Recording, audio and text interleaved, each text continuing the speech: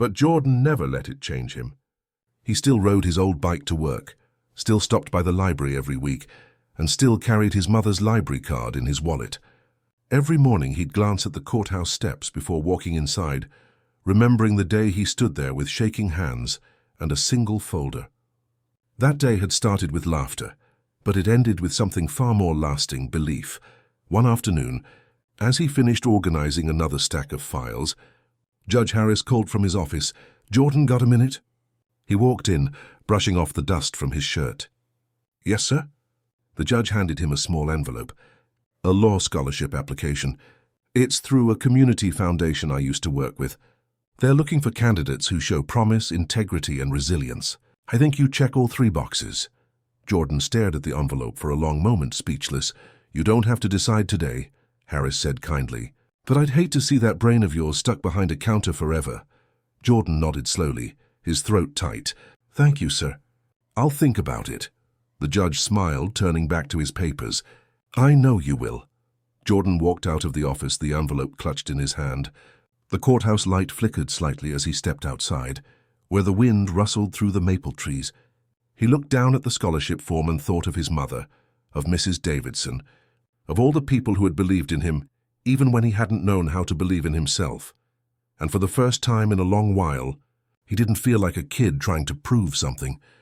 He felt like a young man on his way to becoming someone who could make a difference. Early sunlight fell across the white bricks of Maple County Courthouse, a modest 2-story building that smelled faintly of dust, paper, and coffee. The kind of place where everyone knew everyone else, where court cases were more about lessons than punishment. People gathered quietly inside, murmuring as a young man in a plain shirt and worn jeans stood near the defense table. His name was Jordan Miller, 17 years old, shoulders tense but eyes calm. He looked out of place among the suits and pressed collars, but there was something about the way he stood, straight, composed, and unflinching, that made a few people stop whispering. Judge Harris, a man in his late 60s with a reputation for impatience and humor that sometimes bordered on mockery, entered the courtroom and adjusted his glasses. He was used to seeing nervous kids, usually fidgeting or looking at the floor waiting for their public defender to arrive. This morning, though, there was no attorney sitting beside Jordan. Harris raised an eyebrow and leaned back in his chair. "Where's your lawyer, son?" he asked, his tone half amused, half incredulous. Jordan cleared his throat. His voice was steady but soft. "I'll be representing myself, Your Honor." A ripple of laughter spread through the room. A few people at the back covered their mouths, pretending to cough. Even the bailiff smiled a little before quickly regaining his composure. Judge Harris looked down at the young man, then to the clerk as if making sure he had heard correctly. "Representing yourself," he repeated. "This isn't a traffic ticket, young man. You're being charged with property damage and trespassing. Are you aware of what that means?" "Yes, Your Honor," Jordan said quietly. He didn't look away. The judge chuckled, shaking his head. "You do understand that the law can be complicated? Even most grown men with degrees don't represent themselves in cases like this." Jordan nodded once. "Yes, sir, but I understand the charges, and I've prepared my statement." "I'd like to proceed." The courtroom grew still. The laughter faded, leaving a quiet tension that hummed like static in the air. The prosecutor, a middle-aged woman named Linda Porter, adjusted her files and looked at the teen with mild disbelief. "Your Honor," she said, "while it's his right to represent himself, I would recommend appointing a public defender. This is not a simple matter." Judge Harris leaned forward, his eyes studying Jordan's expression. "You sure about this, son? Once we begin, there's no turning back. You'll be expected to know courtroom procedure, address the court properly, and follow all legal formalities." "I understand, sir," Jordan said. His tone was polite but firm. "I've been studying." That made the judge laugh again. "Studying, huh? And where did you get your legal training? YouTube University?" A few quiet chuckles echoed from the benches. Jordan didn't smile. "Actually, I've been reading case law from the state library for the past 6 months," he said. "Mostly about self-representation, procedural fairness, and minor defense strategies." His words were calm, careful, almost professional. He paused for a moment. "I also reviewed your prior rulings on similar cases, Your Honor." That last line caught everyone's attention. Judge Harris blinked. His lips pressed together in mild surprise before he leaned back again, tapping his gavel lightly. "You reviewed my rulings?" "Yes, sir. I thought it would be best to understand your reasoning before preparing my argument." The courtroom was silent now. Even the air felt heavy. Harris cleared his throat, visibly trying not to smirk. "Well, that's thorough," he said. "All right, Mr. Miller, let's see what you've got." "Ms. Porter, please proceed." The prosecutor stood, glancing at Jordan with a mixture of pity and curiosity. "The state alleges that on March 17th, this young man unlawfully entered private property belonging to Mr. John Davidson and caused damages to a storage shed estimated at $2,000. The defendant was found on site with tools and paint cans. He admitted to entering without permission." She looked toward Jordan. "Do you dispute any of that?" Jordan took a slow breath, then shook his head. "I don't dispute entering the property," he said, "but I do dispute the interpretation of my intent." Judge Harris tilted his head. "Go on. I wasn't there to cause damage." "I was there to fix it," Jordan said, his hands clasped in front of him. "The shed had collapsed beams and a leaking roof. It belonged to my late neighbor, Mrs. Davidson. Before she passed, she asked me to repair it for her husband when I could. I didn't realize that the property had already transferred ownership to her son." A murmur spread through the benches. The judge looked toward the prosecutor. "Is that true?" Ms. Porter frowned, flipping through her notes. "There's no record of any such arrangement. The property is now under Mr. Davidson's son's ownership, and he filed the complaint." Jordan nodded. "That's true. But I didn't know that until the police arrived. I had no intention to trespass. I only wanted to finish what I promised her before she died." His words came out clear and composed. There was no trembling, no rehearsed performance, just quiet sincerity. Judge Harris's face softened slightly, but he didn't show it openly. "Do you have any proof of this promise?" Jordan reached into a thin folder and pulled out a faded handwritten note. He held it up for the bailiff, who took it to the judge. The letter was short, dated the month before Mrs. Davidson passed. It read, "Jordan, thank you for helping with the shed last summer. I'll make you some cookies once you finish the roof next month. You're a good boy with a good heart." The handwriting was shaky but clear. The courtroom stayed silent as the judge read it. Ms. Porter spoke carefully. "Your Honor, while that's touching, it doesn't constitute legal permission to enter the property after ownership changed." Jordan nodded again. "I understand, ma'am, but I believe the case shouldn't be treated as criminal intent. It was a misunderstanding. I didn't profit from it, and I didn't damage anything that wasn't already broken. In fact, I replaced the beams and cleaned the yard." The judge handed the letter back. He looked at the young man differently now, the amusement gone. "And you did all this alone?" "Yes, sir." "Why didn't you ask the new owner for permission before starting?" "I didn't know there was one. The mailbox still had Mrs. Davidson's name." Judge Harris tapped his pen slowly, thinking. The silence stretched long enough that the people sitting in the back began leaning forward. Then he sighed. "You know, son, I'll admit, you're not the usual kind of defendant I see here. You've done your homework and your explanation is unusual." Jordan stayed still, not smug, not nervous, just patient. "I only wanted to tell the truth, sir." The judge's mouth twitched almost into a smile. "You've done that. And I have to say, for someone your age, you've handled this with a lot of composure." He turned to the prosecutor. "Ms. Porter, I'd like a short recess. Let's verify ownership dates and property conditions before proceeding." The gavel tapped once, and the courtroom broke into soft murmurs.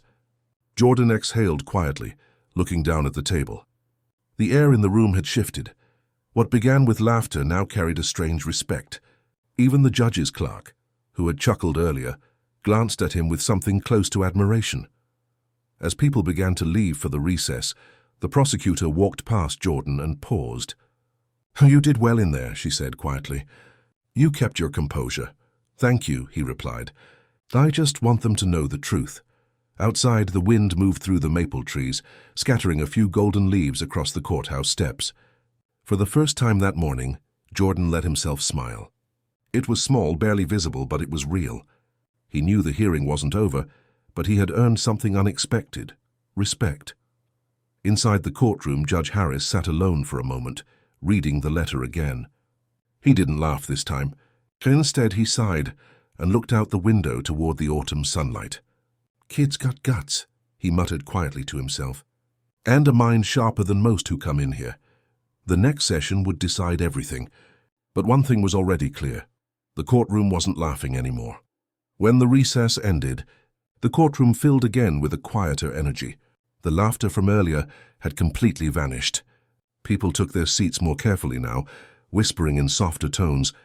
Judge Harris entered, his robe flowing behind him, his expression thoughtful. He sat, adjusted his glasses and glanced once toward Jordan, who was already standing, his papers neatly stacked in front of him. The boy didn't look nervous. If anything, he looked determined. "Mr. Miller," the judge said, his tone more measured this time, "I've reviewed the property records and Ms. Porter's notes. The ownership indeed transferred to Mr. Davidson's son 2 weeks before your visit. That said, the letter from Mrs. Davidson seems genuine, and your intent may have been misunderstood. Still, we have to look at the facts." "Yes, Your Honor," Jordan said. "I understand." The prosecutor stood, shuffling a few documents. "Your Honor, while the defendant's actions may not have been malicious, they were still unlawful. The property owner had every right to file a complaint. However," she paused, glancing toward Jordan, "I believe it's fair to acknowledge that no real damage occurred. In fact, according to the officer's report, the shed was in better condition after Mr. Miller's visit than before." That small admission caused a quiet ripple across the courtroom. Judge Harris looked mildly amused. "So you're telling me this young man improved the property he was accused of damaging?" Ms. Porter nodded, a reluctant smile tugging at the corner of her mouth. "Technically, yes," Harris leaned back. "Well, I don't think I've ever had that in this courtroom." His eyes moved toward Jordan again. "You said you've been studying law on your own. What made you do that?" Jordan hesitated for a moment before answering. "My mom," he said. "She used to work at the library before she got sick. She always told me the law isn't just about punishment. It's about understanding. When she couldn't work anymore, I started spending my afternoons at the library. I guess I just kept reading." The judge nodded slowly. "And did she know you were coming here today on your own?" Jordan looked down briefly. "She passed away 2 months ago." The courtroom grew silent again. Even the shuffling of papers stopped. Judge Harris's expression softened, and for a brief moment, the formality of the courtroom gave way to quiet humanity. "I'm sorry to hear that," he said gently. "Thank you, sir," Jordan replied. The judge cleared his throat, regaining his composure. "All right, let's continue. Miss Porter, do you have any witnesses?" "Yes, Your Honor," she said, signaling toward the hallway. A man in his early 40s entered, tall, neat, wearing a work jacket and a skeptical expression. "This is Mr. David Davidson, the property owner." David took the stand, placing his hand on the Bible before sitting. The judge nodded. "Mr. Davidson, can you describe what you saw that day?" David folded his arms. "I got a call from a neighbor who said someone was in my mother's old yard. When I got there, I saw this kid, him on a ladder fixing the shed roof. I didn't recognize him at first. The shed was a mess after winter, and I thought he was trying to steal tools or something." "Did he run when you arrived?" the prosecutor asked. David shook his head. "No, that's what surprised me. He climbed down and started explaining himself before I even said anything." "What did he say?" "He said he promised my mom he'd fix it.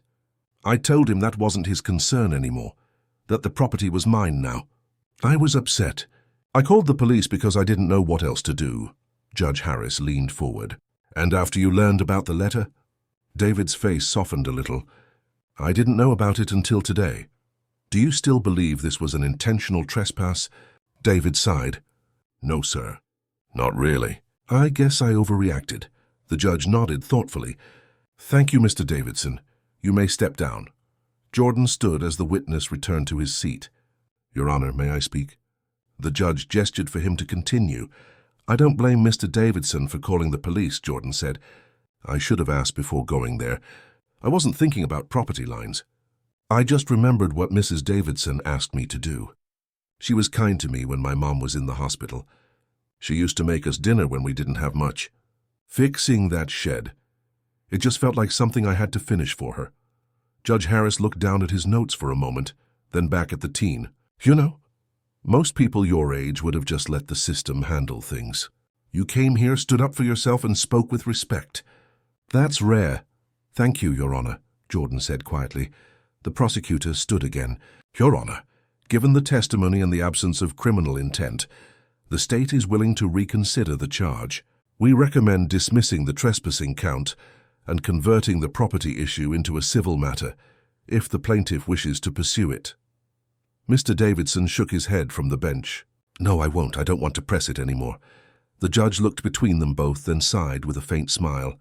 Well, that was easier than expected. Mr. Miller, looks like your first case might be your last. A soft laugh rippled through the courtroom, but this time it wasn't mocking. It was warm, almost proud. Jordan smiled politely, nodding once. Judge Harris looked over his glasses. I'm going to take a short recess again before we finalize this. Mr. Miller, stay close. As the room began to empty, a few people approached Jordan quietly. One was a woman from the audience who worked at the clerk's office. You did something special today, she said gently. Most adults wouldn't have handled that half as well. Thank you, he said, surprised by the kindness in her tone. Another man, an older attorney who had been observing, walked over with a curious look. You ever think about studying law for real? He asked. Jordan blinked, unsure how to respond. I've thought about it.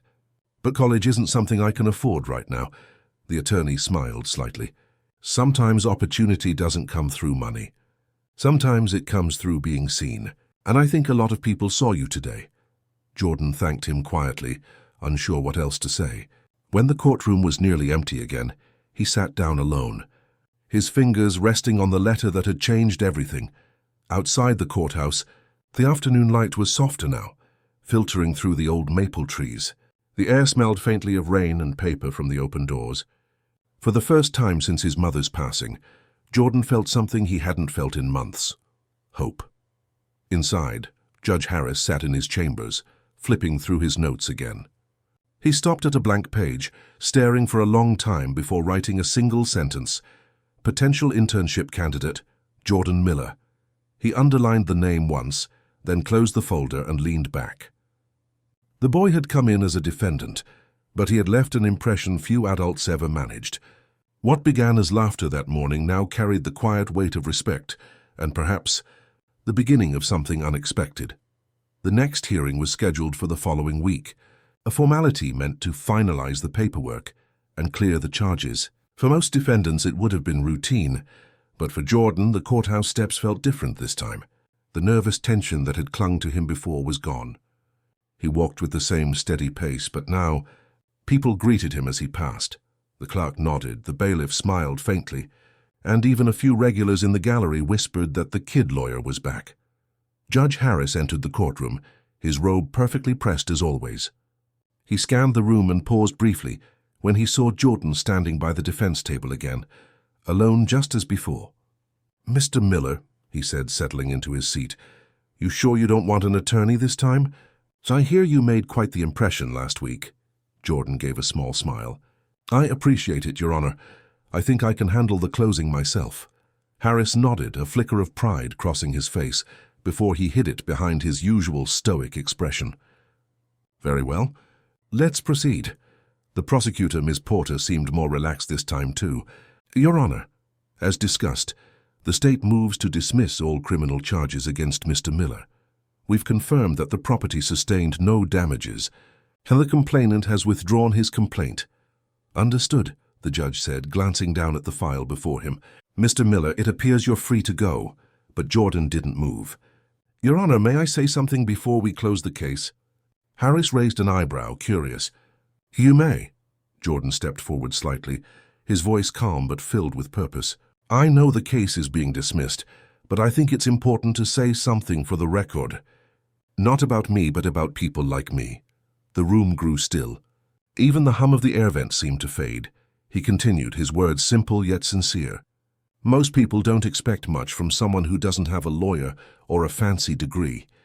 But sometimes all someone needs is a chance to speak and be heard.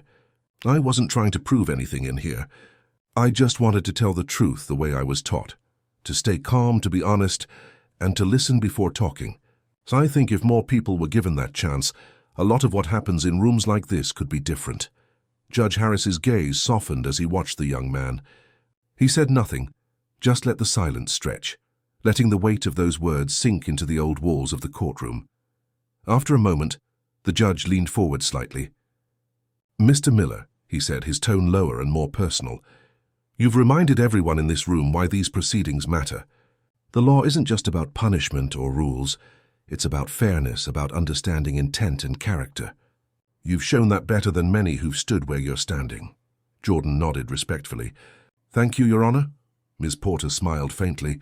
If I may add, Your Honor, I think this young man has a future that doesn't involve sitting at the defense table. The judge chuckled quietly. I was just thinking the same. He looked toward the clerk. Please note in the record that the court commends the defendant for his respectful conduct and preparation. Mr. Miller, you're free to go, but before you do, I'd like a word with you in chambers. Jordan's brow lifted slightly in surprise, but he nodded. Yes, sir. The courtroom emptied quickly after that, people filing out with hushed voices and glances toward the teenager, who had turned a routine hearing into something memorable.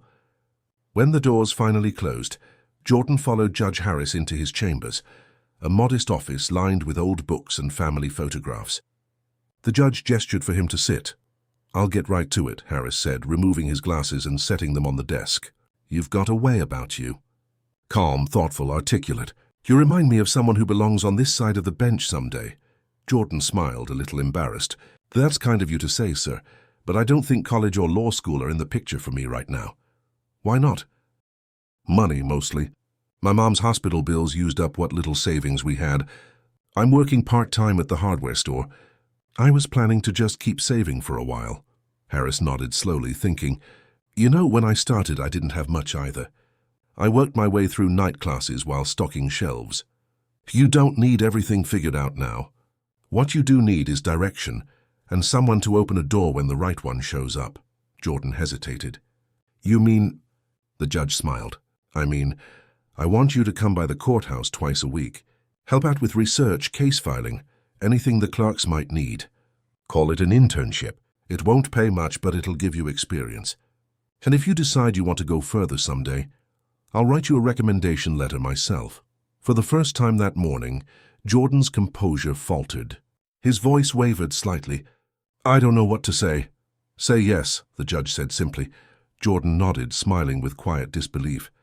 Yes, sir. I'd like that very much. Good, Harris said, standing and extending his hand. Then welcome to the courthouse, Mr. Miller. But next time, don't make me laugh at the start of your hearing, all right? Jordan laughed softly, shaking his hand. I'll do my best. As he stepped outside the chambers, the light through the hallway windows caught the old portraits on the wall. For the first time, he looked at them differently, not as distant figures in black robes, but as people who once stood where he did, trying to make sense of right and wrong. He walked out of the courthouse into the afternoon air, his jacket light against the breeze. Across the street, the same people who had once smirked at him now nodded in quiet respect. The small town that had once seemed like a place that confined him suddenly felt like the beginning of something larger. Later that evening, he sat at the kitchen table, a cup of coffee in front of him, his mother's old library card lying beside it. The room was quiet except for the hum of the refrigerator. He looked at the card for a long time before slipping it into his wallet. It felt like a promise, one he intended to keep. In a small courthouse in Maple County, a judge had laughed when a teenager said he would represent himself. By the end of the week, that same judge had written his name on a piece of paper that could change his life. Sometimes the line between ridicule and respect was only a few honest words spoken at the right time. The internship began quietly, without any announcements or ceremony. Jordan showed up early on Monday morning, wearing a pressed shirt and borrowed tie that was slightly too short. The courthouse looked the same, but it felt different now. Instead of standing at the defense table, he carried a stack of files under his arm and walked with a sense of belonging. The clerks greeted him warmly, and the bailiff who once chuckled at him offered a small nod of respect. Judge Harris wasn't in yet, but his office light was on, spilling across the hallway like morning sunlight. Jordan's first task was simple, organizing case folders by hearing date. He sat at a wooden desk that smelled faintly of paper and dust, methodically sorting through each file. The work was repetitive, but he found something peaceful in it. Every name and case number carried a story, each one a window into someone's choices and struggles. He realized that what happened in that courtroom wasn't just about guilt or innocence. It was about people trying to be understood. By midday, Judge Harris stepped out of his chambers holding a mug of coffee. He spotted Jordan immediately. "You look like you've been here since sunrise," he said with a grin. "I wanted to get a head start," Jordan replied. "That's what I like to hear," the judge said. He motioned toward the office. "Come on in for a minute." Inside, the judge's office was lined with old law books and framed photographs, some of family, some of mentors. He gestured toward a chair and Jordan sat, careful not to slouch. "How's your first day going so far?" Harris asked. "Good, sir. I didn't expect there'd be so many files, though." Harris chuckled. "That's the law for you. Half justice, half paperwork. But it keeps us busy." He took a sip of his coffee. "I wanted to ask, what made you decide to say yes to this? Most kids your age would have run as far away from a courthouse as they could." Jordan thought for a moment before answering. "I guess it's because of what happened in there. For the first time, I felt like my voice mattered. And if I can help someone else feel that way, even a little, it's worth it." The judge nodded approvingly. "That's a good answer. Just remember, the law doesn't always work perfectly. Sometimes all you can do is try to make it fair for the people in front of you." Jordan nodded, understanding more than he could put into words. Over the next few weeks, he fell into a rhythm. He spent mornings sorting through case files, afternoons attending hearings, and evenings reading borrowed law books from the courthouse library. The more he read, the more fascinated he became, not by the complexity of the laws, but by the small details of how people tried to make things right. One afternoon, while reviewing a pile of minor cases, Jordan noticed a file marked "Public Nuisance Youth Offender." The defendant was a boy about his age, named Marcus Reed. The note said Marcus had been caught painting graffiti on the side of a grocery store. There was no lawyer listed. Jordan frowned, recognizing the same uncertainty he'd once felt. He knocked lightly on the judge's door. "Sir, do you have a minute?" Harris looked up from his papers. "Of course. What's on your mind?" Jordan held out the file. "I saw this case in the queue. It looks like he doesn't have anyone representing him." The judge adjusted his glasses. "Marcus Reed, yes, I remember. He's a quiet one. We've been trying to assign a public defender, but the schedule's full." Jordan hesitated. "Would it be okay if I talk to him before the hearing, just to see if he understands what's happening?" Harris studied him for a moment. "You wouldn't be representing him, of course, but talking to him? I think that'd be good. Maybe he'll listen to someone closer to his age." That afternoon, Jordan found Marcus sitting alone on the courthouse bench, fidgeting with his sleeve. He looked up when Jordan approached. "You the lawyer?" Marcus asked skeptically. "Not exactly," Jordan said with a smile. "I'm helping out here. I just wanted to make sure you understand your case." Marcus shrugged. "They said I painted the wall." "It's true. I didn't mean any harm. It was just something for my art class." Jordan sat down beside him. "Did you get permission?" "No," Marcus admitted, "but the wall was already covered with old tags. I thought it wouldn't matter." Jordan nodded slowly. "I get it. I made a mistake like that once too. The important thing is how you explain it. The judge isn't trying to ruin your life. He just wants to know you understand the law and respect it." Marcus glanced sideways at him. "You sound like you've done this before." Jordan smiled faintly. "Let's just say I learned it the hard way." When Marcus's case was called, Jordan sat quietly in the back row, watching. The boy's voice trembled at first, but he repeated what Jordan had told him, that he didn't mean to damage anything, and that he wanted to make it right. Judge Harris listened carefully, asked a few questions, and then dismissed the charge in exchange for community service. As Marcus walked out, he gave Jordan a quick nod.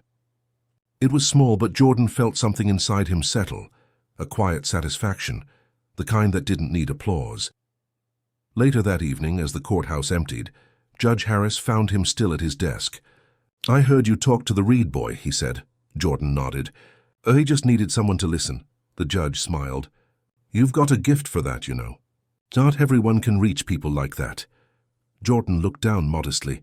"I don't know about that, sir." "Oh, I do," Harris said. "And so will others eventually."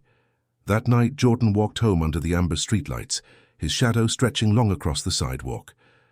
The courthouse stood quiet behind him, its windows glowing softly against the dark sky. He didn't know where all this would lead, but for the first time he didn't feel lost. He wasn't the boy who had walked into court alone anymore. He was someone who understood what justice could mean when it came from the heart. Weeks turned into months, and soon people in town began to notice.